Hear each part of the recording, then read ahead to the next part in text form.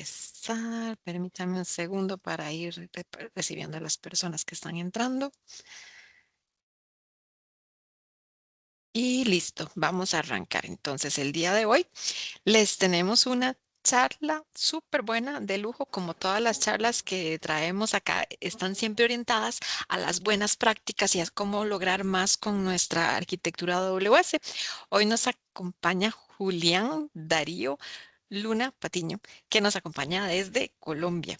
Él es arquitecto de soluciones, le encanta JavaScript y el tema de hoy es uno de esos temas que más le gusta porque le encanta lo que es diseñar de forma escalable, robusta, llevar a los equipos a que logren proyectos complejos que sean exitosos. Entonces hoy vamos a aprender mucho. El tema es de esos que nos encantan, de cómo diseñar para el cambio, arquitecturas resilientes. Julián, bienvenido. Muchas gracias por acompañarnos el día de hoy y toda tuya la sesión. Muchas gracias. Bueno, Diana, primero que todo, buenas tardes a todos. Buenas tardes a ti también, Diana, de nuevo. Gracias por la invitación, de verdad, por abrirme las puertas para poder venir a compartir conocimiento con ustedes. Hoy en día es muy popular escuchar todo sobre o sea, un gran del contenido que uno encuentra en Internet es muy de cómo definir variables, cómo hacer esto, pero encima hay otro montón de conocimiento y estrategias que es donde las empresas lo adolecen. De ahí viene parte de lo que a mí me gusta un montón, que es el tema de arquitectura de soluciones, arquitectura de software, tema de cultura. Entonces, para la sesión del día de hoy pensé en este tema de arquitectura resiliente, que es más el proceso de diseñar para el cambio. Hoy en día todo cambia. Uno pestañea y ya salieron dos versiones de React, uno pestañea y ya hay un nuevo servicio en AWS. Entonces, en esencia, la idea es dejar el concepto detrás de esto. Mis presentaciones por lo general son muy llenas de memes, así que no se les haga raro ver memes que les den risa, otros que les generen recordación, otros que les aclaren de manera rápida y clara el concepto que se quiere abordar. Para mí lo más importante es que ustedes conceptualicen lo que quiero transmitirle y que les quede la idea, sea que lo apliquen ahorita o sea que en un mes lo vayan a aplicar, pero que al menos queden ahí en el subconsciente de, uy, yo eso como que ya lo escuché. ¿Sí? O por lo menos también aprendan de estrategias, que es parte de lo que vamos a hacer. Entonces, en la primera parte, básicamente vamos a hablar de el disclaimer. Siempre arranco todas las sesiones con temas de disclaimer. Básicamente son dos cositas que apunto antes de iniciar cualquier sesión. La primera es, tengan una cuenta en Notion, créense en una cuenta en Notion, apunten de todo lo que vayan ir escuchando, viendo. Y el disclaimer para esta sesión es tener claras las necesidades y el negocio en un mundo flexible es la clave para adaptarse. Y si uno logra adaptarse, la ley de supervivencia dice que el que en últimas queda es el que mejor se adapta. Entonces, todos los días con tanto cambio es bueno adaptarse, saberse adaptar. De ahí, para abordar un poquito más a profundidad lo que es la Julián, disculpa. presentación, dime, Disculpa, ¿la dime. puedes poner en modo presentación para que quede completa? Ay, sí, espérame, a ver. Gracias. De acá, listo, Ahora gracias. sí. Sí, mucho mejor. Digo. De aquí, bueno, de ahí para ampliar un poco más la información, mi nombre es Julián Darío Luna Patiño, soy el papá de mi mini, de Nicole Daniela, que está ahí en la foto. Soy arquitecto de soluciones en la empresa Rinauer, que también tiene presencia ahí en Costa Rica. Soy community builder. Este año me renovaron por tercer año. A partir de este nuevo año, hoy me llegó un correo en el cual me van a mover de categoría. Estuve en Frontend and Mobile y ahora voy a pasar a Developer Tools. Entonces, ahí está. De ahí, en la parte de desarrollo de software, llevo un poco más de 10 años de estar trabajando en todo esto. Me apasiona un montón, es algo que me gusta, he aprendido haciendo. También he sido emprendedor, he tenido la oportunidad de fundar startup, he desarrollado soluciones, tratado de lanzar cosas al mercado. Entonces, eso es algo que me caracteriza también. Soy ingeniero de telecomunicaciones, no soy ingeniero de sistemas como de pronto la mayoría puede llegar a pensar. Soy ingeniero de telecomunicaciones, tengo una maestría en arquitecturas de tecnologías de información y actualmente estoy cursando el doctorado en gestión de la innovación tecnológica en la Universidad de los Andes, acá en Bogotá, en Colombia. Por otro lado, me he dedicado desde hace casi 3 años, un poquito más de 3 años, a crear contenido para compartir mi conocimiento, mi experiencia, fomentar que lo que es todo el conocimiento en la industria tech para que muchas personas en Latinoamérica tengan las oportunidades y aprovechen la industria de la tecnología para salir adelante, para mejorar su calidad de vida y para tener todas las oportunidades que esto trae. En la región en la que yo estoy, en Colombia, se llama Santander, así que siempre digo santanderiano orgullosamente. Y por otro lado, me gusta AWS y JavaScript, que es algo que Diana resaltó al comienzo de la sesión. Ahora, ahora sí, dijo, empezamos. Dice, ¿y qué pasa si todo falla? Sí, el todo no es recibir un mensaje de falló con éxito, sino ¿qué hacemos con eso? ¿Cómo se prepara el ecosistema para que las cosas fallen? Porque eso es normal, eso es inevitable, es parte del deber ser de todo sistema. Por otro lado, en últimas, cuando las cosas fallan, lo más barato que puede suceder es el fallo en sí. Si no se tiene un entorno y un contexto y una serie de cosas en el mindset de las personas y de estrategias aplicadas, lo más barato que va a fallar es propiamente, valga la redundancia, el fallo. Todo el ecosistema va a ser sumamente caro y va a doler cada vez más. Entonces, ¿en qué puede impactar en una empresa un fallo? El fallo, ya listo, se cayó el sistema y quedamos fuera de línea una hora. Ahí se puede tener pérdida de clientes. Se puede tener algo que las empresas cuidan muchísimo y que no hay plata que compre, que es la reputación. Cuando una empresa se ve afectada, y sobre todo empresas que son muy nicho, que son muy posicionadas en un sector, por ejemplo, imagínense ustedes son una empresa que tienen un software para el sector financiero.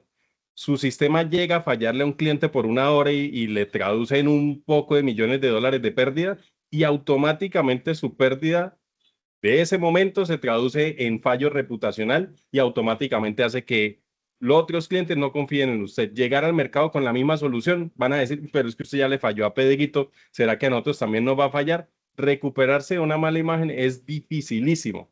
Aparte de eso, se incurren en sobrecostos, ya que pues técnicamente tienen que correr detrás de resolvamos como sea, pero rápido, ¿sí? ¿Por qué? Porque nadie pensó en un plan de qué pasa si esto falla, sino simplemente esperaron a que fallara y de ahí pues llegó el día que nadie contaba y pues duele bastante. Ahora eso también se traduce en crisis internas. Muchas empresas o equipos, al no tener ese grado de madurez de estar preparados ante los fallos, lo que puede suceder en esencia es que la gente empiece a buscar quién es el que tiene la culpa. No, eso fue tal persona, o no, fue tal área, o no, eso porque tal cosa, o porque el proveedor, o porque... Y nadie aprende y todos echan la culpa y eso termina desgastando aún más el equipo para ser resilientes y asumir lo que sea. Por eso bastante recalco que los fallos, a pesar de que ocurren en los sistemas, realmente suceden en las personas y en la forma en que las personas operan. Entonces, de acá viene la cosa del cambio. ¿Qué es el cambio y por qué la gente le tiene miedo? ¿Vamos a desplegar un viernes a las 5 de la tarde? Claro que sí, ¿qué puede mal ir sal? Entonces, el cambio debe ser tomado como algo que no es directamente crisis. Muchas personas en el cambio de su ejecución, de su día a día, de todo lo que sucede, de todo lo que cambia con la tecnología, toma como que ya viene otra vez con un cambio. Yo ya que me había acostumbrado a hacerlo así y ahora usted viene a cambiarme las cosas o que salen algunas cosas nuevas y adaptarse a este tipo de cosas empieza a volverse un dolor y empieza a volverse como una crisis, como que unos como que batallan, otros como que lo aceptan, otros como que saben el beneficio, pero otros no quieren ceder, otros no quieren entenderlo y ahí se vuelve una cosa. Entonces, técnicamente partamos desde el comienzo de que un cambio no es igual a una crisis, tiene una fricción, pero cuando alguien o un equipo o una empresa toma una decisión de adoptar cosas para cambiar, es en pro de eso. La transición duele y es normal y genera una fricción normal, pero usted no invierte para algo que lo va a llevar para un peor camino, usted invierte por un camino que va a mejorar. Entonces, ese es como el primer disclaimer y básicamente lo que ocurre, por ejemplo, hoy en día en la nube, AWS, ustedes se han dado cuenta que constantemente genera mejoras en sus procesos, tiene un amplio portafolio de servicios, pero todo eso conduce a que la industria por pequeña que sea la empresa o por pequeño que sea el sistema, tenga ahora nuevas posibilidades para estar a la vanguardia. Y eso se traduce en cambios constantes. ¿Cómo me adapto a eso? El boom de los LLMs, de todo lo que está pasando con los agentes de inteligencia artificial, es la muestra de que las empresas tienen que empezar a moverse de acuerdo a lo que sucede en el mundo. Con constante cambio, esa es la palabra clave de esta vaina. Estamos cambiando constantemente y cómo hacemos para adoptar cada pedazo que va saliendo. Y además, el tema de adopción ya no es solamente por sobrevivir, sino por ser competitivos y cuál es el que sale primero. Hay que saber tomar estas cosas porque a veces simplemente quiero salir con inteligencia artificial y poner que utilizo inteligencia artificial, pero eso no resuelve ningún problema para mi cliente. Entonces, tengo inteligencia artificial, pero no resuelve nada. Fue un gasto innecesario y un poco de plata que se fue ahí. De ahí viene y parte la cuestión de, con tanto cambio necesitamos estrategias o formas de pensar y de hacer las cosas para apalancarnos en cuando sucede un cambio, sucede un fallo, cómo hacemos para ser resilientes, que ese es el último el término clave también dentro de la sesión del día de hoy. Acá vienen tres conceptos que son bien importantes y es que por un lado se tiene robustez, resiliencia y antifragilidad. La última es la clave para nosotros. La robustez es básicamente que eso es muy sólido, o sea, como que algo que usted lo intenta mover y como que no se mueve. Por el otro lado está la resiliencia, es que si falla, pum, se recupera o es capaz de seguir operando, así sea a media máquina en un pedazo, pero sigue operando y el usuario sigue haciendo lo que tiene que hacer. En el último caso, que sería la antifragilidad, sería cuando ya el sistema es capaz de mejorarse aún dentro del caos.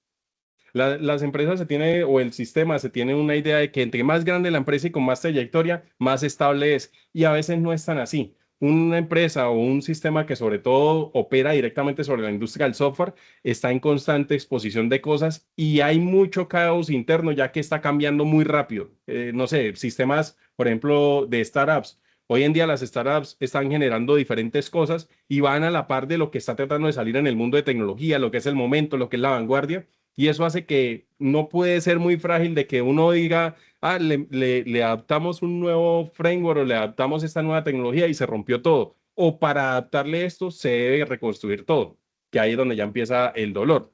Entonces, importante el tema de antifragilidad. Esa es parte importante de todo esto. A eso vamos a apuntarle con todo lo que viene más adelante.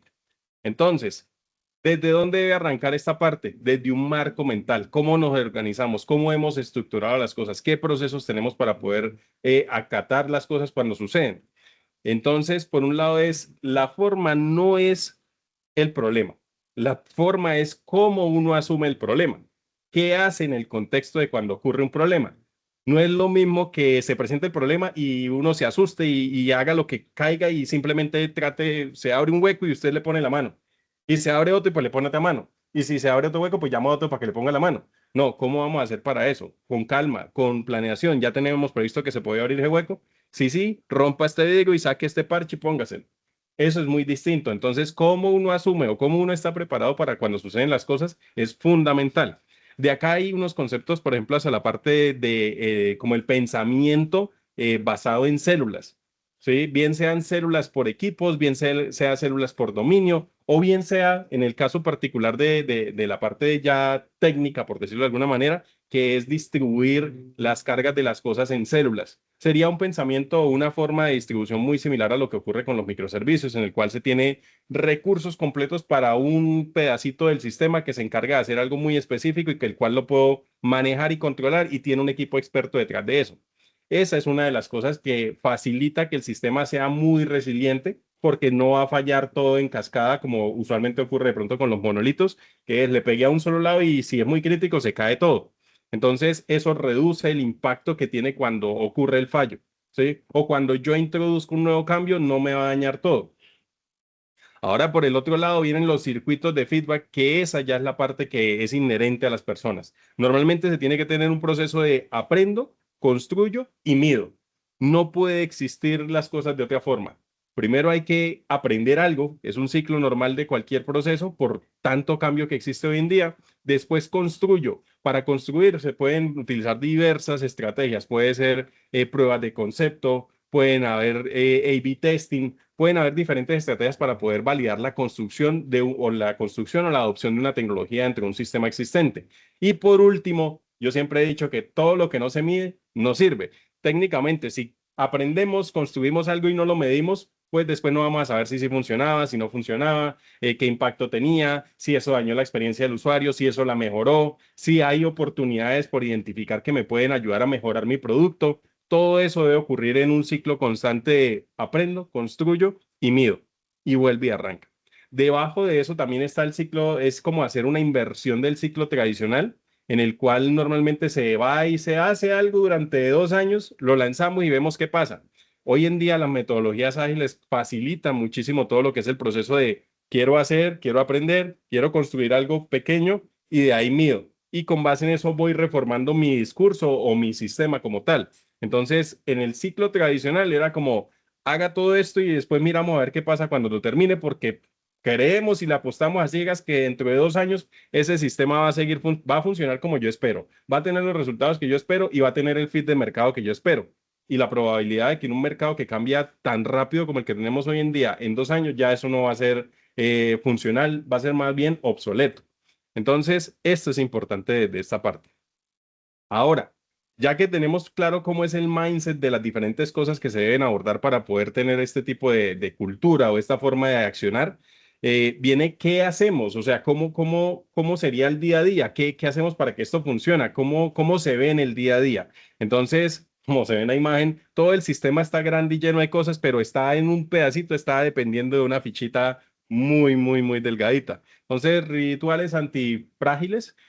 Por un lado está, lo primero es la cultura del blameless, que como les decía al principio, no es como que voltearse y empezar a buscar a quién tiene la culpa y empezar a señalar y a decir, no, es que tal persona es el que la embarró, eso es culpa suya, eso es culpa de tal equipo. Resulta que la nómina sale del mismo banco para todas las personas, entonces como que el problema debe ser uno para todos.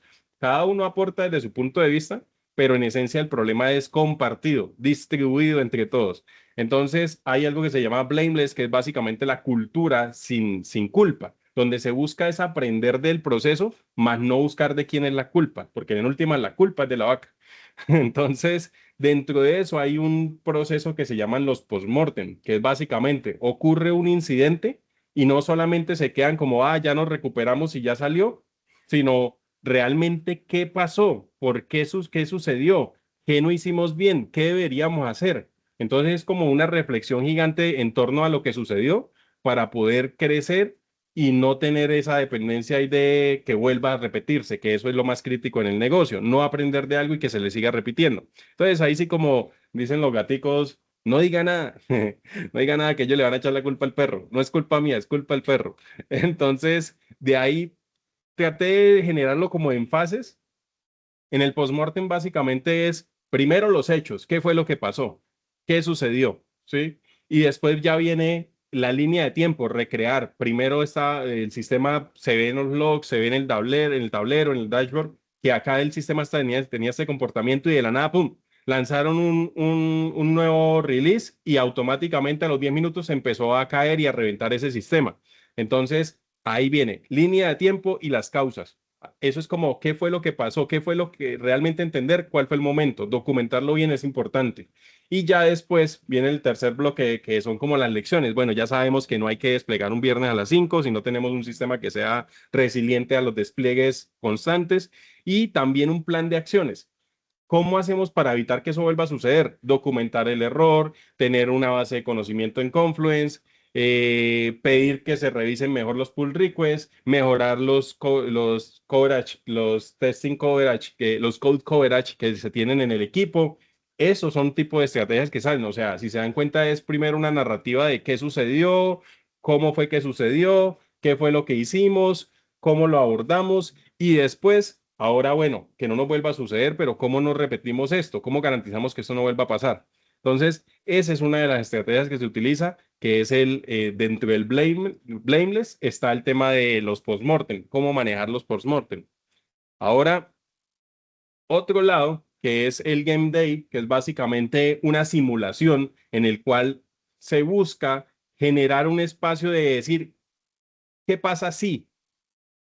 Tratemos de simular si el sistema tiene una sobrecarga y veamos qué sucede, si estamos realmente preparados a que pase y no se nos caiga todo. Normalmente eso se tratan de hacer en entornos productivos, porque en entornos de desarrollo puede que esté, como es un entorno controlado, no tiene tráfico, no tiene un montón de cosas, a veces, y esto es muy real en muchos sistemas, los servicios que se utilizan para los ambientes de producción no están por temas de costo disponibles para ambientes de pruebas por más que llegue a staging. Entonces, normalmente lo que se hace es esto, se destina un tiempo en el cual se dice, vamos a hacer una prueba, una simulación de un ataque, vamos a hacer una prueba de desconexión y es ver qué es lo que va sucediendo. Entonces, para esto hay varios pasos para de pronto no hacer el spoiler ahí. Lo primero es tener claro el objetivo. Por ejemplo, en este caso es validar qué pasa cuando hay un timeout en la base de datos. ¿Qué pasa cuando hay un timeout en la base de datos? En un sistema bancario, después de que una petición ya se demoró 30 milisegundos más, ya de ahí para allá todo debe reventar porque empieza tiene un montón de dependencias y tiene unos tiempos de respuesta muy cortos. Entonces, ¿qué pasa si yo le incremento ese timeout hacia una base de datos? Ahí viene la hipótesis. ¿Qué debería suceder con base en lo que yo conozco del sistema y lo que he configurado, preparado para poder atender una necesidad de ese tipo? Entonces, yo agrego el timeout y yo esperaría que se levante una alerta y que notifique al equipo que está a cargo de eso. Ahora, hago la simulación y veo que de pronto la alerta nunca sonó, o que por el contrario sí sonó, pero se demoró mucho, o que por el contrario también sucedió eso, pero impactó en otro equipo, ¿sí? Se cayó otro sistema. No sé, se pueden presentar los errores que uno no había considerado, pero esto se hace en un ambiente controlado, en una prueba controlada, que permite entender el sistema qué pasa si sin que pase nada grave, sin tener afectación. Esto es importante. Estas pruebas no deben generar afectación en ninguno de los sistemas que se tienen operando. O sea, no es como que tumbemos el sistema y hagamos que pierdan 10 millones de dólares simplemente por hacer la prueba para poder hacer el game day, porque es que Julián dijo que había que hacer un game day. No, no debe generar, no debe tener pérdidas para la compañía, ni para, obviamente, si es un sistema del cual depende más personas, no debería suceder nada. De acá viene el otro pedacito que es listo, ya sucedió todo eso. Ahora vamos a hacer una retrospectiva y a obtener un feedback para aprender de cómo podemos estar mejor preparados para atender una necesidad, un problema de este tipo.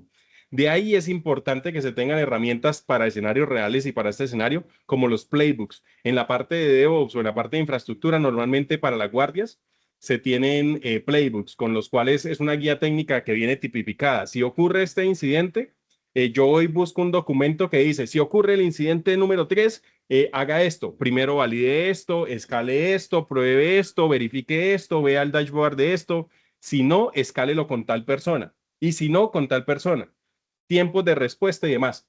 Entonces, el que está de guardia lo que hace es, va y saca el documento y sigue el paso a paso. Es muy distinto a que algo falle y esa persona no tenga ni idea de qué fue lo que sucedió ni cómo se probaba. Entonces, ahí es importante el tema de los playbooks y otro que también sirve bastante en esos momentos críticos son las bases de conocimiento, que es, por ejemplo, que la gente cree documentos en Slack no, perdón, en Confluence o en alguna otra herramienta que utilicen como Gitbook, las páginas también, la wiki de GitHub en donde ustedes documenten información sobre el proceso que están adelantando específicamente que pueda ser consultado en caso de necesitarse.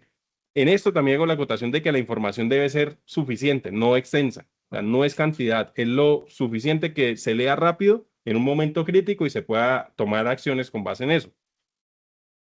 Ahora viene otra estrategia que también es bien importante, que es la revisión trimestral de arquitectura. Esto yo sé que no en todas las empresas lo implementan por capacidad o por capacidad de condiciones o por mindset que tienen, en el cual se tiene un equipo de arquitectura que se encarga de revisar el estado del arte del sistema o de la empresa como tal y encontrar oportunidades de mejora y hacer sesiones de entrenamiento. De verdad, esta parte es muy, muy buena. Insisto, no en todas las empresas tienen de pronto la capacidad de asumir este tipo de sesiones o de este equipo de equipos para tener un equipo de arquitectos que se reúnen a debatir sobre el sistema, pero existe, ¿sí? También la realidad es que así no se tenga un equipo de arquitectos, puede ser una sesión que se haga con el equipo, así sea pequeño, no pasa nada.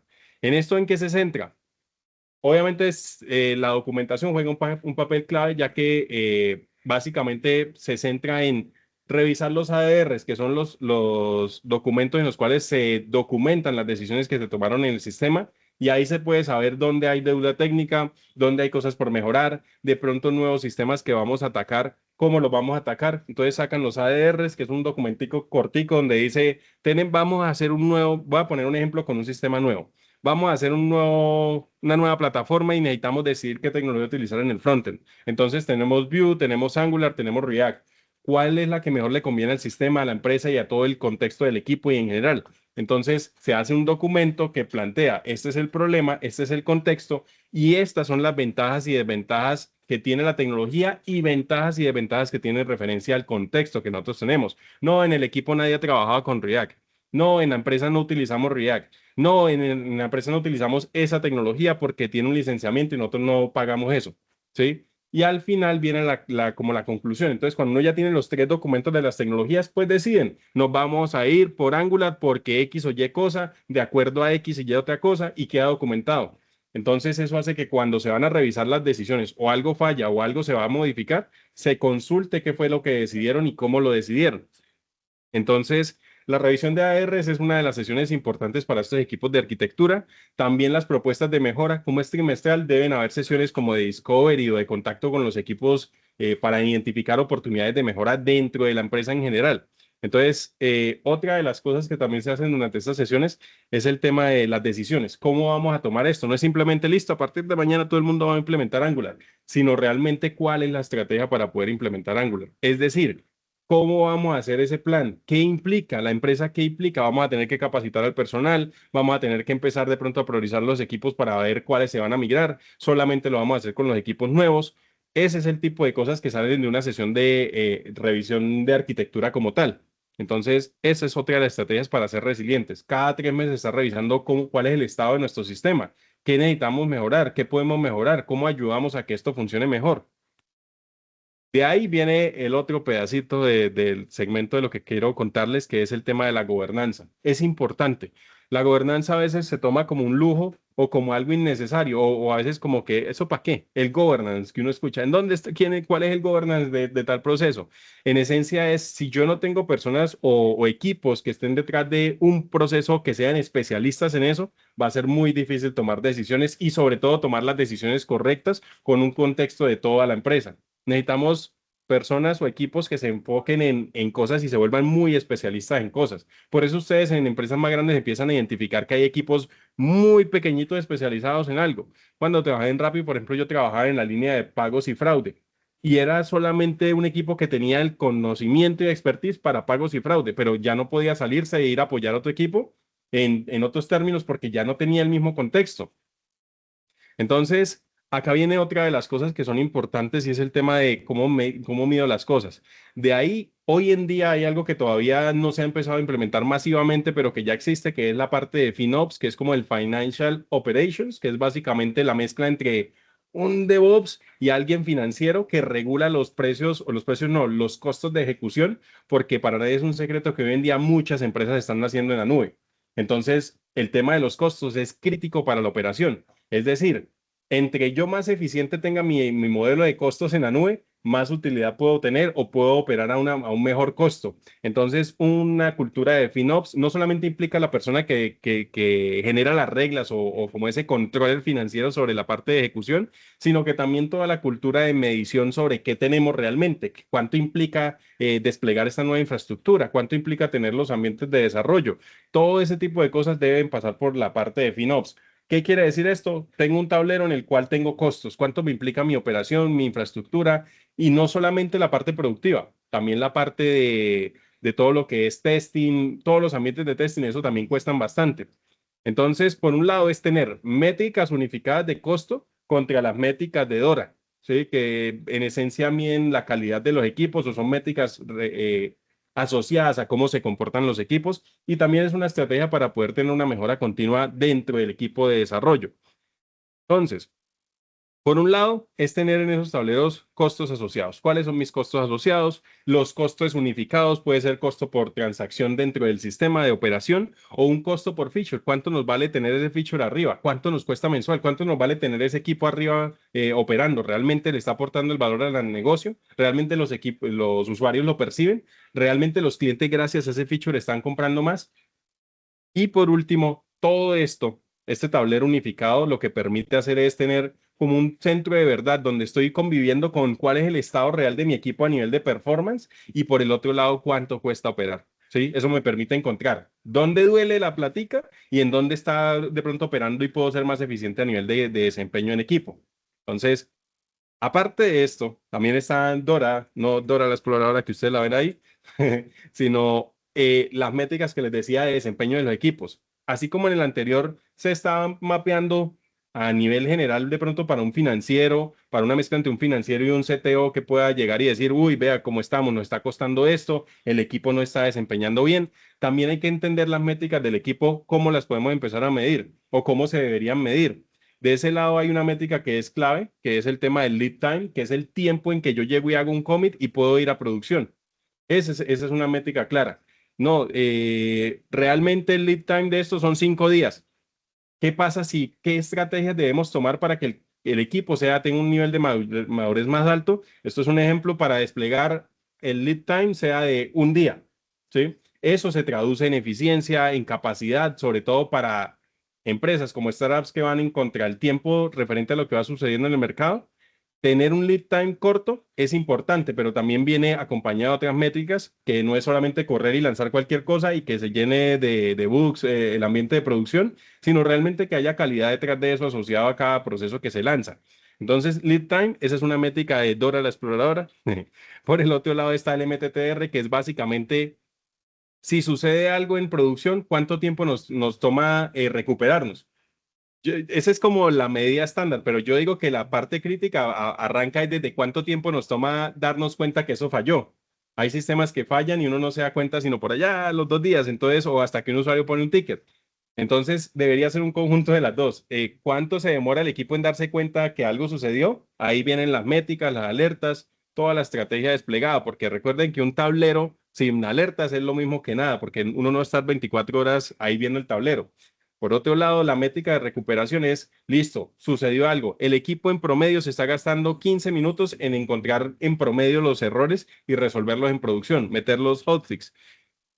¿Cómo hacemos para reducir eso? Hay que capacitar al equipo, quizás cuando sucede hay que tener un playbook. Si mejoramos la calidad en la producción del código o los testing que se aplican antes de enviar a producción, reducimos esa métrica de cada cuánto es el tiempo que toma el equipo en recuperarse en producción. O sea, son cosas que es un conjunto de estrategias, pero si se dan cuenta son medidas pequeñas en diferentes momentos, pero todos impactan a que sea muy consciente el equipo de todo lo que sucede.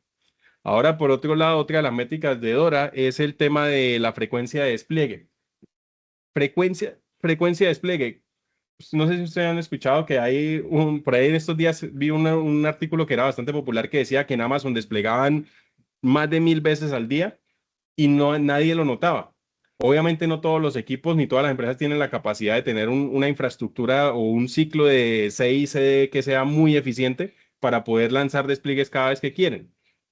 Entonces, tener esa frecuencia es como un indicador. O sea, mi equipo tiene capacidad para desplegar una vez al día, o mi equipo tiene capacidad para desplegar una vez al mes, o mi equipo tiene capacidad para desplegar una vez cada 3 meses. ¿Sí? Eso es un indicador, pero si no se mide, ¿cuándo se genera un plan para poder llegar a mejorarlo y poder llegar a ser más eficiente en términos de cobertura de cara al cliente? El último va asociado a los despliegues. De nada sirve, yo estoy desplegando 1000 veces al día. Ah, sí, pero de los 1000 que usted lanza, 999 fallan. Entonces, técnicamente usted no está haciendo nada, usted está lanzando son bugs a producción. Entonces, ahí viene una tasa que es tasa de éxito versus fallos. De cada 10 despliegues, 5 están fallando. Bueno, ¿cómo hacemos para reducir que no fallen tanto? Que ese creo que es de los más críticos que existen en los equipos, porque a veces ya se llega la hora que hay que desplegar ya, porque es que si no nos toca esperar 2 meses para poder desplegar. Entonces, en esencia, reducir esa tasa de conversión de éxito o esa tasa de éxito de despliegues es otro indicador de bastante calidad para los equipos y además que les da un poco más de madurez referente a las cosas. Acá viene otra política que normalmente en referencia uno la encuentra que el 2%, que es una ley del 2%, pero realmente creo que no es suficiente y es una política, desde mi perspectiva, una política del 20% en el cual a qué hace referencia de 20%. Del 100% que se asigna en cada sprint, el 20% de las tareas debería estar asignado a tareas de reliability o de resiliencia en el sistema.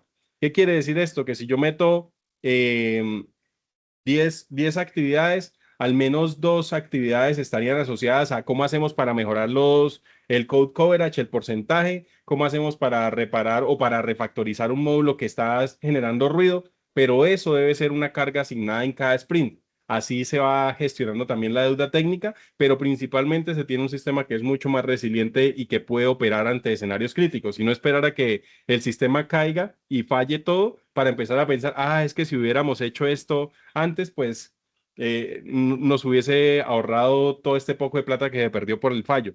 Hay una frase que dice, hágalo mientras sea barato, hágalo lento mientras sea barato. Quiere decir que mientras que no falla el sistema, si tengo un error que es barato, que yo puedo ir trabajando a poquito.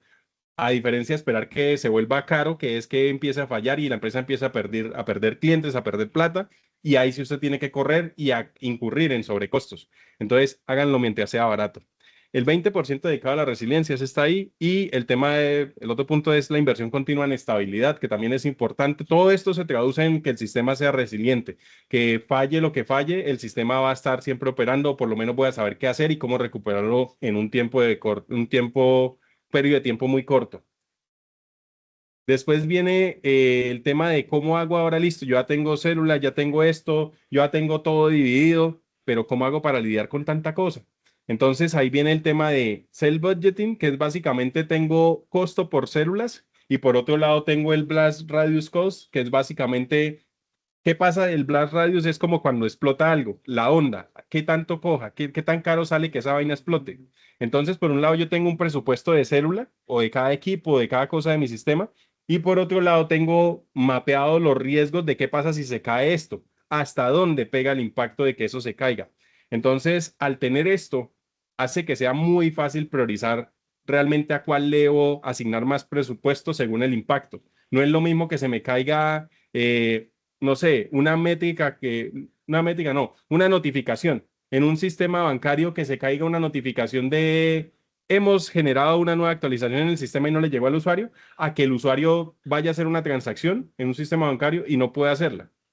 Entonces, ¿cuál tendrá más impacto? Pues claro que el sistema no puede hacer la transacción. Entonces, esa célula que está ahí, por ende, debe tener un mejor presupuesto y debe tener una priorización sobre todos los demás sistemas porque es crítico para el negocio. Entonces, no es lo mismo ver que todas las células están ahí y empiezan a fallar y yo corro detrás de todas. No. Ahí deben tenerse la priorización de cuánto me vale cada célula y cuál es el impacto para el negocio de cada célula. Así me permite a mí saber que, bueno, para este equipo, denle en prioridad. Si falla la célula 3, no importa cuántas otras estén fallando, yo tengo que ir detrás de esa porque es la más importante. A nivel de DevOps hay unas métricas que se sacan que son a nivel de P. Entonces uno dice el P0, el percentil 0, percentil 90, ta, ta, ta. Entonces eso lo que hace es que si una de esas alertas llega a suceder, usted esté haciendo lo que esté haciendo, suéltelo y vaya y atienda eso porque eso va a impactar en el negocio y feo. Y entre más tiempo pasa, más complicado se pone. Pero eso son estrategias que se van haciendo y pues insisto, o sea, quiero recalcar mucho que no todas las empresas tienen la capacidad ni tampoco necesitan este tipo de sistemas. Por ejemplo, tener una PM dentro de una empresa que apenas está empezando es absurdo por temas de costo y por temas de administración de una PM para simplemente dos endpoints que no sería mayor carga.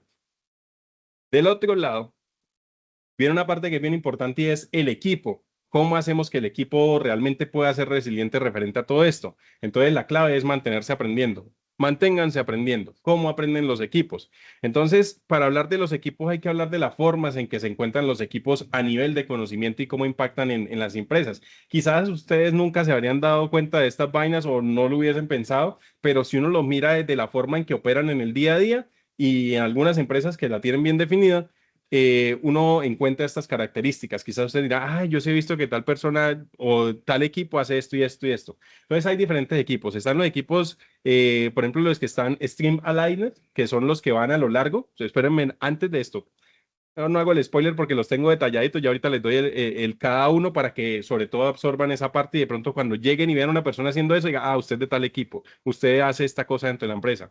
En esencia, esta es la imagen global. ¿Sí? De los diferentes tipos de equipos. Ya ahorita se va a aclarar un poquito más, tiene la inferencia. ¿Qué cambia entre cada uno de estos equipos? ¿Cuál es el nivel de propiedad que tiene sobre el sistema o sobre el proceso? El primero, que es el enable, no tiene ningún tipo de injerencia. Ahorita vemos por qué. Después vienen los de sistemas que son complicados, tienen un poquito de propiedad compartida. Después los que están los de plataforma, que ellos están de lado a lado, end-to-end con los usuarios o con todo lo que es la plataforma, todo lo que es el sistema. Y ya están los que están directamente vinculados a un proceso, pero son dueños de un pedacito completo. ¿Sí? Ese es más o menos lo que está acá. Creo que ahorita que hablemos ya específico de cada topología, va a ser mucho más claro. El primero son los Stream Aligned, que son los que están vinculados a un área. Yo soy el Stream Aligned del área de recursos humanos, de este proceso de recursos humanos o el área de pagos. Ese es mi stream. Mi stream es pagos. Entonces ellos se enfocan en entregar valor dentro de ese contexto. Yo solamente le puedo aportar valor a la parte de pagos porque es mi línea de especialidad. Ahora están los otros equipos que son del tipo platform, que es básicamente, no sé si ustedes han visto que en las empresas uno le dicen, tengo un problema con el despliegue, contacte al equipo de DevOps. contacte al equipo de DevSecOps. Nos están atacando, contacte al Red Team, ¿sí? Ese es el tipo de cosas que se hacen a través de la topología del tipo platform, que ya son equipos que están completamente dedicados a brindar soporte para otros equipos. Que si ustedes ven la imagen, acá están los de SREs, los arquitectos cloud, como es mi caso, que son más transversales, que son como para brindar apoyo en términos generales a diferentes equipos en diferentes momentos, pero de forma desacoplada. Eso es habilitar otros equipos.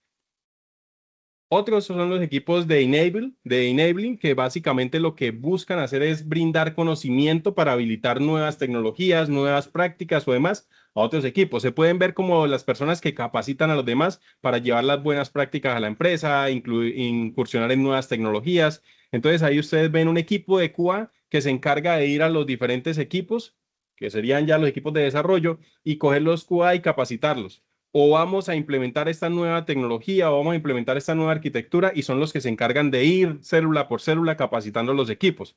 Ellos por eso no tienen ninguna responsabilidad, ellos simplemente llevan la tecnología y capacitan, pero no son los que estrictamente van a escribir las cosas para adoptar esa tecnología. Entonces, si volvemos otra vez acá a la imagen, ahora sí creo que les puede hacer un poco más de sentido de las formas. Platform, cross todos los equipos. Streamlit, recuerden que va asociado a un proceso específico. Los enable, que son básicamente los que están transversales a toda la empresa, simplemente llevando nuevo conocimiento. Y los que están en el Complicated Subsystem Team, básicamente son muy enfocados en una parte muy específica de algún problema que tenga el equipo. ¿Sí? Que es como ese también puede ser como un enable, pero básicamente funciona para donde ya el sistema se pone crítico y hay un incidente y ellos son muy especialistas en resolver cosas de performance, quizás en cosas de producción que hay que meter un hotfix de urgencia, ellos son los que atacan ahí y son también cross. Entonces, de acá está. Y ahora ustedes dirán, bueno, ya tanta cháchara. ¿Y ahora qué hacemos, señor Stark? ¿Qué hacemos? ¿Qué hacemos? ¿Por dónde arrancamos? Básicamente, la implementación para una empresa que puede llevar a cabo con este tipo de cosas, insisto, cada uno implementa de acuerdo a las medidas y a la necesidad de lo que tiene. No es como que lleguen y tengan que implementar absolutamente todo. Es muy enfocado en lo que se está haciendo. Para eso, un roadmap de 90 días, que todo lo que ustedes implementen en 3 meses, les va a ser funcional si pues, lo saben ejecutar y llevar la métrica. Entonces, por un lado está en la primera fase, que es como, bueno, entender qué es lo que vamos a hacer, cuáles son los objetivos y a partir de eso empezar, por ejemplo, a crear plantillas de postmortem y tener el primer game day que va a dar como un primer escenario de qué tan complicada está la situación si algo falla. ¿Sí? Y también en esta parte quiero recalcar que es importante, no sé el término, muy castizo, muy, no sé, muy informal, pero es plantillicen las cosas, hagan plantillas, todo, vuelvan templates, todo sáquenle template, porque en esencia, si ustedes dejan para ejecutar las cosas, voy a crear un template ahorita, pum, lo creo, y después empiezo a hacer otra cosa y pum, creo otro, y cada uno empieza a crear templates, esa vaina no es estándar y es difícil de seguir. En cambio, si un equipo al principio se centra en qué vamos a necesitar para esto, necesitamos esta otra plantilla y las distribuyen al equipo, es mucho más eficiente y va a fluir mucho más las cosas. Eso es importantísimo. En la segunda fase ya es la implementación de los rituales. ¿Cómo hacemos para implementar todo esto que acabamos de decir? Entonces, por un lado, lo esencial es empezar a agregar en el calendario, vamos a hacer la sesión de revisión de arquitectura trimestral. Y ya está. Empezar a implementar, por ejemplo, las métricas de resiliencia. Una métrica de resiliencia que es la más básica puede ser el tema de porcentaje de despliegues. ¿Sí? De cada 10 despliegues, ¿cuánto fallan? Otro puede ser el velocity del equipo, que eso también ayuda a que el equipo sea resiliente. En los últimos 3 sprints, ¿cuál es el velocity para ese equipo? Y en la última fase, que ya es como donde plasmamos todo, ya sería tener el tema de las métricas plasmadas en un tablero. Recuerdan lo de FinOps, lo de Dora, tenerlo ahí en un solo punto va a ser importante.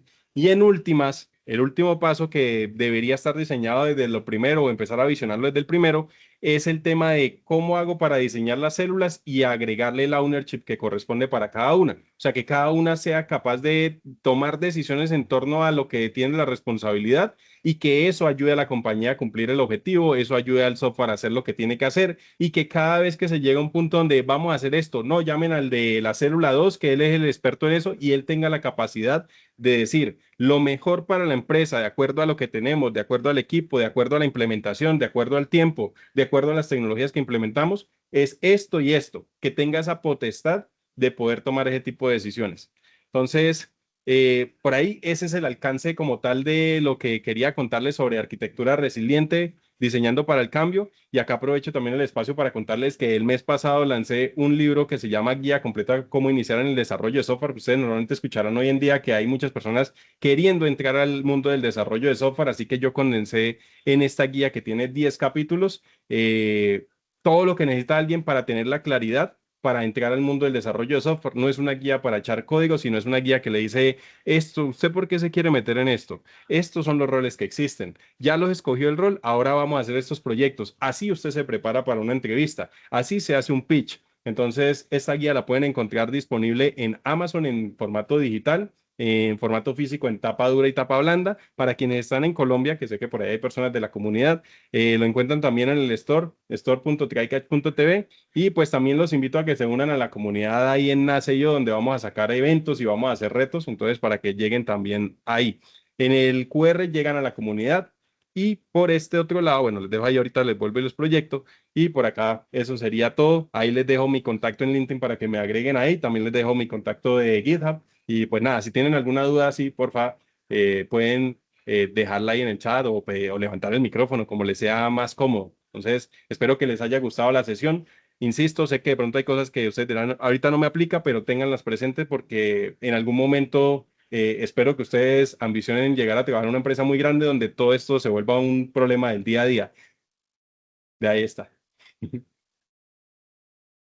De aquí viene la primera pregunta. Muchísimas gracias, Julián. Súper interesante. Me encantó la charla, súper entretenida. De hecho, presentación, please. La, nos pasa si la mandamos a todos los asistentes.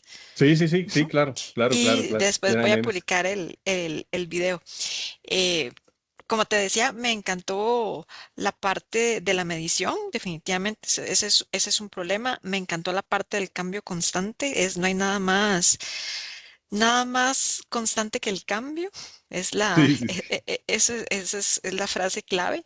Y lo otro es la parte de las alertas, porque me he topado en la vida real que tienen clientes con muchísimas alertas, pero muchísimas que más bien se vuelven spam y además son críticas. Entonces llega y dentro de ese ciclo de cientos de notificaciones y alertas, era una la que importaba y se fue en el mar de lo que era completamente eh, digno de olvidar. Entonces, esos puntos me parecieron súper claves. ¿Alguien con algún comentario que quiera que quiera abrirnos el micrófono, que quiera hacer una pregunta en el chat? Yo por ahí, hagan las preguntas que es mejor preguntar cuando se puede y no cuando nadie contesta a las 12 de la noche. Sí, Que se presenta Y no la tengo Berta y ahora pregunta, yo pero creo. me encantó la charla. Ay, gracias, Santica. Bueno, Gracias, me y alegra que te haya mira, gustado. ves, no, yo que no soy técnica, Diana y Jera saben, mira, me encantó, súper sencillo de entender, súper claro, y más bien ahí hay cosillas que te voy a ir copiando, entonces de verdad, muchísimas gracias y ahí vas a tener alguien que va a comprar tu libro. Ay, buenísimo, gracias, Santica. Muy amable y de verdad, valoro bastante el feedback y sobre todo hacia la parte de la simplicidad. Y más que era alguien que no es técnico, de verdad. Gracias, muy amable. muchas gracias. Jorlin te agradece, que estuvo muy interesante. Johan nos está escribiendo. Mira, Vamos a ver. perdona, ¿qué Adelante. software utilizas para hacer tus presentaciones? ¿O cómo sueles diseñar tus presentaciones que están bonitas? Gracias, gracias. Llevo mucho tiempo viendo memes en internet para poder hacerlo. No mentiras. Utilizo el Google Slide. Ese es el que utilizo. Y pues traté de acomodar la identidad del canal para poder hacerla, pero en esencia es Google Slide. No, no utilizo alguna otra cosa. Todas las hago a mano, busco meme por meme, las redondeo, las ajusto, pero en esencia es así con puro Google Slide.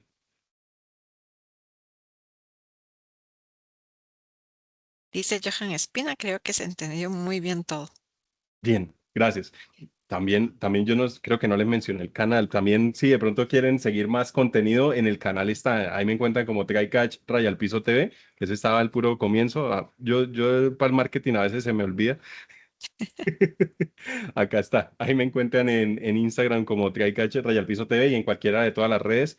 También los invito a que participen de las sesiones, así como esta. Tenemos otras dinámicas todas las noches.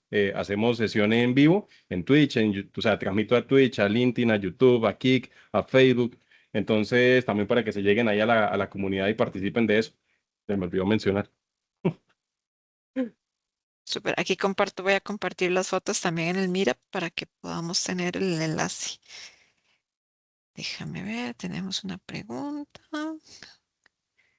Dice, AWS Community Builders, ¿de qué se trata eso? Ese es un programa de AWS. Si gustas, te cedo la explicación, Darío.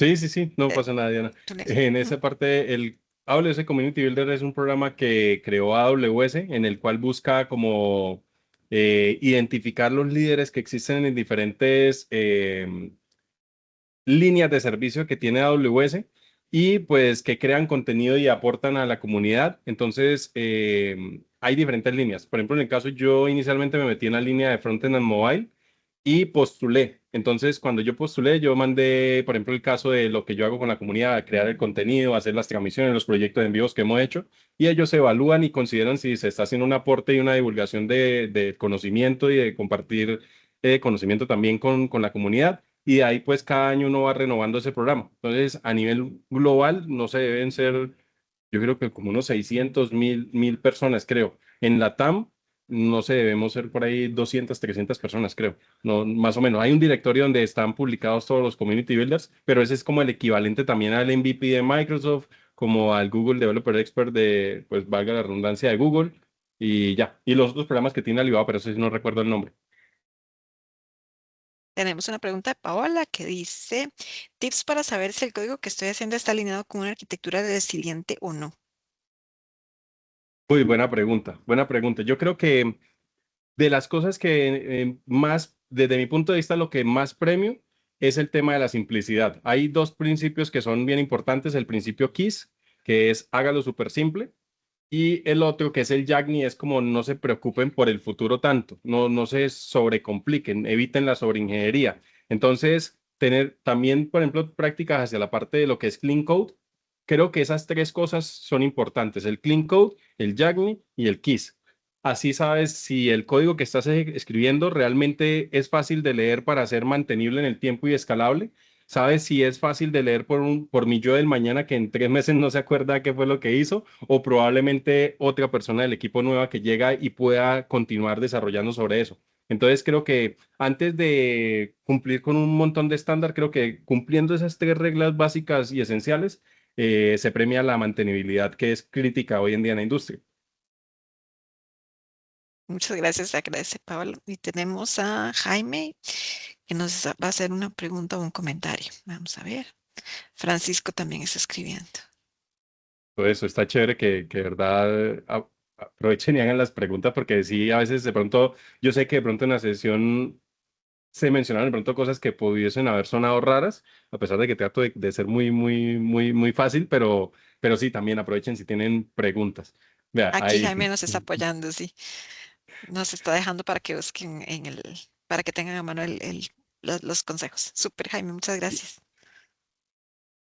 Sí, claro, el señor Jaime de la comunidad. Siempre, siempre ahí acompañando con los datos, los datazos. Adelante, Daniel.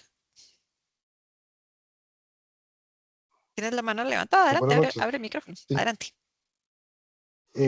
sí, tenía una pregunta. En un ambiente de arquitectura de microservicios, digamos, en la presentación, digamos, mencionaste, bueno, hay un timeout en la base de datos. Bajo la arquitectura de microservicios, ¿qué otros escenarios, digamos, uno debería tomar en cuenta a la hora de probar esa resiliencia, digamos, del servicio? Además, datos como, por ejemplo, no sé, relación con otros servicios, como qué pautas uno como debería tomar siempre en cuenta para, digamos, servicio, eh, lo que sea que pueda pasar, como para uno tener como una base de siempre, como hacer ese checklist de las cosas.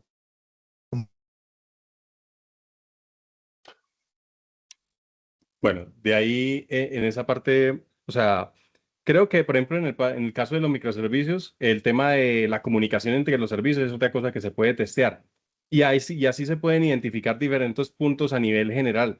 Pero realmente lo importante no es como, o sea, yo sé que a veces uno quisiera estandarizar las cosas para poder decir, no se me escapa nada, pero el deber ser de las cosas es que se analice cuál es, con conocimiento de negocio y de tecnología desplegada, qué es lo crítico para el negocio y apuntarle a poner ahí el medidor, ¿sí? El tester, que, por ejemplo, para nosotros tenemos una operación que escribe muchísimo en una base de datos o tenemos un microservicio que tiene una base de datos que es crítica para el negocio, entonces ese debería ser un lugar donde yo debo estar haciendo pruebas o es un lugar donde yo debería estar teniendo alertas para poder identificar fallas.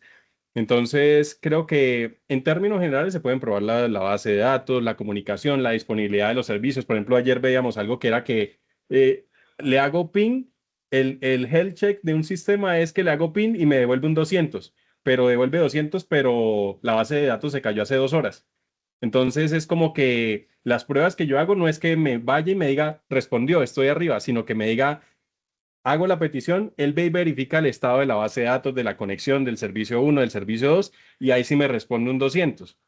Entonces creo que no es tanto apuntarle a cubrir el estándar de la industria o lo que se dice normalmente que debería ser, sino lo que a mí me duele, lo que a mí me duele. Y ese es también el mensaje de referencia a la forma en que se implementan las cosas. Es entender qué es el momento y la realidad de mi empresa o de mi software y sobre eso diseñar estrategias para ser resiliente. Porque si no, ¿qué pasa? Se va por el lado del estándar de industria y empiezan a implementar un montón de buenas prácticas que terminan siendo un dolor para el equipo. Y ahí sí, como decía Diana, tengo 2.000 alertas y entre esas 2.000 se me perdió la que nos hizo perder un montón de plata. Entonces, a veces quizás la respuesta mía no son tan tajantes hacia haga esto o mire esto, sino más bien el criterio de qué debería estar considerando para ser más eficiente y pues que lo pueda aterrizar a su contexto. Súper, tenemos otra pregunta. Estamos llenos de preguntas, Julián. Buenísimo, buenísimo, de verdad, me alegra un Dice, montón que sea así. nos pregunta Francisco, ¿has usado herramientas de GenAI como Amazon Q Developer para este tema de aplicaciones resilientes? Eso está muy bueno, todavía no he utilizado, por lo que actualmente en mi rol es hacia la parte de arquitectura y estoy en un proceso de transformación digital. Pero lo que sí puedo decirles es que el tema, por ejemplo, ahorita lo que viene con todos los MSPs, lo que está haciendo eso es realmente, ahí es donde empezamos a ver el poder de la inteligencia artificial, porque de cara al usuario los LLMs o los chats, pues sí, le impactan al usuario, pero los sistemas siguen funcionando igual por detrás. Con los MSPs eso es otro nivel. Lo de agent to agent y los MCPs es otro nivel de desarrollo porque ahí sí puede ser realmente resiliente porque es totalmente dinámico y en tiempo real conoce qué es lo que hace este sistema y una inteligencia artificial es capaz de entender qué capacidades tiene, si falla, qué viene acá y qué acciones puedo tomar en caliente con eso. Entonces, no he hecho implementación todavía con temas de Gemini y eso hacia la parte de resiliencia de infraestructura, pero sí visiono mucho que la realidad de un sistema resiliente o autogenerado o autorregenerado, que puede ser arquitecturas regenerativas, vengan de la mano de los MSPs y los agent to agent. Ahí es donde está la clave. Tenemos otra pregunta de Jaime. ¿Hay recursos sencillos que puedas recomendar para revisar esos detalles de arquitecturas y de organización de equipos? Es bien curioso porque, por ejemplo, ¿de dónde yo saco toda esta información? Una información la he sacado por experiencia, otra información principalmente, para mí el recurso número uno para todo esto es Medium. Medium es una página en la que ustedes pueden entrar y ahí encuentran artículos técnicos, pero tiene la particularidad de que si ustedes se crean una cuenta y empiezan a buscar y a crear listas de guardar artículos con base en las preferencias, por ejemplo, en el caso de arquitectura de software, esa plataforma todos los días le envía como un compendio de 10 artículos relacionados a mis preferencias de búsqueda. Y ahí es un método de aprendizaje muy, muy, muy bueno. No solamente sirve para temas de arquitectura, para desarrollo, para UX, para QA, es muy grande la base de datos que tiene Medium y la calidad técnica de los artículos es demasiado buena. Entonces, yo diría que esa es una de las poquitas fuentes donde ustedes van a encontrar material de calidad referente a este tipo de cosas. Por qué no les recomiendo de pronto el feed de YouTube? Porque YouTube, si ustedes se dan cuenta, a pesar de que uno puede llegar a encontrar este tipo de contenido, es más reducido. En YouTube ustedes encuentran mucho de implementaciones de proyectos o de la línea de iniciación en el campo de tecnología o de desarrollo de software, pero ya en este tipo de cosas que es más de mindset, que es de tema de formación de equipos, creo que Medium o incluso DevTo son dos plataformas en las cuales van a encontrar ese tipo de contenido. En las otras es muy, muy poco, la verdad. O en artículos no, en blog de creadores muy específicos, pero no abundan en Internet, la verdad. Vamos a ver. Creo que tenía alguien que estaba escribiendo. Creo que era... Vamos a ver, dejó de escribir. Por ahí, Andrés, Andrés. adelante, adelante. En el tema de FinOps, ¿cómo podría uno implementarlo de manera rápida? O sea, con un grupo chiquito, ¿qué sería una manera como realista de implementarlo así rápido? Realmente, por ejemplo, si partimos del concepto FinOps, ¿qué es lo que busca? Que ustedes tengan las métricas visibles y tomen decisiones con eso. ¿Eso qué quiere decir? Que si yo solamente adquiero el hábito de revisar el tablero de costos de AWS y tomar decisiones con base en eso, de la manera más liviana, ya estoy implementando de cierta manera de FinOps. Todavía no estoy incurriendo en automatizarme los pipelines ni nada, pero en última recuerden que no es la tecnología, es qué hago con esa información, lo que por ejemplo en este caso FinOps le trae a las empresas como beneficio. Entonces creo que esa es una implementación sencilla, es tomo los datos con una frecuencia pues óptima, pero también desde el lado, eso no es algo que uno como técnico decida solo, sino alguien desde el lado financiero o quien lleve los costos, porque no en todas las empresas tienen de pronto esa área completa de un financiero, están analizando los costos y los pueden plasmar también. Entonces yo ya tengo cuánto me cuesta la infraestructura. De este lado yo miro que, no sé, voy a poner un ejemplo. Atender un cliente me vale $10 y acá me está diciendo que la infraestructura equivalente para esos $10 se me están llevando 8. Eso es ineficiencia. Entonces, ¿cómo empiezo a partir de eso a tomar decisiones en cómo, o sea, yo ya puedo identificar dónde están los puntos que duelen y empiezo a buscar estrategias para resolverlos? Ese sería como yo arrancaría con un FinOps muy sin ninguna implementación tecnológica, netamente de gestión. Tengo otra pregunta de Johan. Dice, ¿cuál es la diferencia más notable entre diseñar la arquitectura de un sistema tradicional y uno con IA?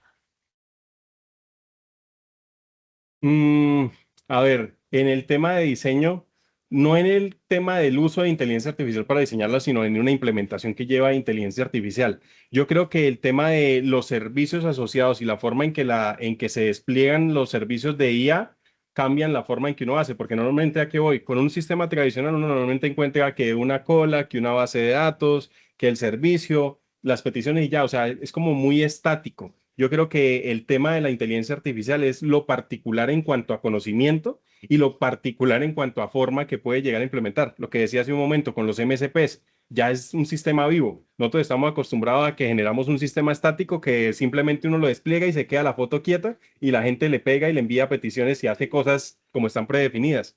Con la inteligencia artificial tiene un contexto que hace que las cosas sean dinámicas, se cambien más frecuente y que de cierta manera parece que se perdiera el control con lo que uno está haciendo, pero tiene un grado de complejidad de entendimiento de los servicios y de lo que ocurre realmente debajo de eso para que todo opere.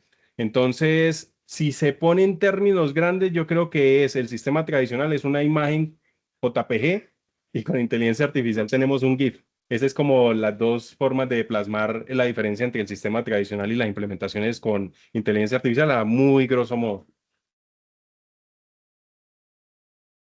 ¿Alguna otra pregunta? Vamos cerrando. El tiempo voló, nos pasamos de la hora y aquí estamos todos. Tranquila, Súper tranquila, que entretenido. eso Súper siempre pasa. entretenida estaba. Sí. ¿Alguna otra pregunta, compañeros? Pareciera que estamos listos. Pero ya Bueno, estamos. vamos entonces cerrando. Muchísimas gracias, Julián. Súper entretenida. Aprendimos muchísimo. Me encantó la simplicidad, cómo expuse todos los conceptos. Bueno, todo quedó súper, súper claro. Y veamos un comentario. ¡Ay, la foto! Claro. Sí, sí, sí, la foto, por Claro, favor. foto, foto, foto. Vamos a ver. Todos, a ver, abramos la cámara. Voy a cerrar aquí. El que quiera participar en cámara, en foto, foto, foto. Foto, foto, foto. Voy Momento, a dar de compartir momento. para liberar el espacio, que creo que Súper. ahí está. Ajá, ¿para qué? Súper. Un momento. A ver, ¿alguien más que quiera abrir cámara? Vamos abriendo cámara. Súper, estuvo súper entretenida la charla. Entonces, ¿listos para la foto? Digan pura 5, vida. 3, 2, 1, ya la capturo. Uy, solo tengo un detalle en mi pantalla. Control V. Me quedó torcida. Foto. Tengo un detalle Y con mi otra vez, pantalla otra vez, otra prendida. vez. Va otra vez porque... Ay, si no nos salgo un toquecito. Va de nuevo. Todos quédense ahí, porfa. Listos, ahora sí.